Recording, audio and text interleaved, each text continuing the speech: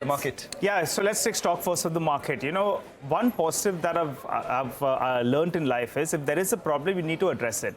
And I think that's precisely what the government of India as well as RBI have done. The government of India in budget 2025, they have given that consumption boost. So the economy was in need of something and they've given that, point number one. Point number two is that in fact in the RBI, they were bracing for a 25 basis rate cut, and that's precisely what's happened. And in addition to that, they also had done those various liquidity measures. So both those two, they have addressed a problem out here. Next up, the bulls, I believe that in the near term, it appears that 22,800 odd mark, they believe that that should get protected, which was the panic low that we saw closer on 7 to 8 trading sessions ago. The uncertainty really is going to be on Trump's tariffs, right? What is he going to do next? For the time being, the global markets, they believe that he's going to use it as a negotiating tool.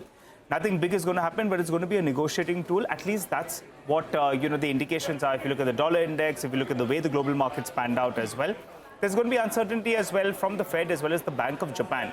What those two big central bankers are going to do, which will have repercussions for the global markets as well. And that's going to be important.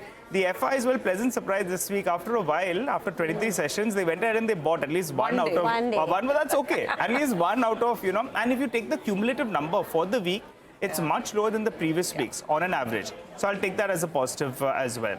But a few stocks I just want to talk about, and there's no room for error on stocks that are trading at elevated multiples. Trent, the numbers didn't look that bad, but the stock got clobbered. For the week, in fact, it was down close to around 11% or thereabouts. Some of those stocks that have underperformed, suddenly they've started performing.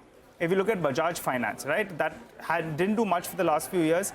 In this year itself, it's up close to around 8 to 10%. And in fact, in this week, it was up close to around 5%. IndusInd Bank as well. Big underperformer, maybe valuations are pretty okay. So that one as well was higher. And there's no room for these high flyers. Mangalam, you have Easy Trip, the one that, the big story that was playing out. Swiggy, from it listed, it went all the way to 600. Today, it's below the IPO price as well. So there's no room for error.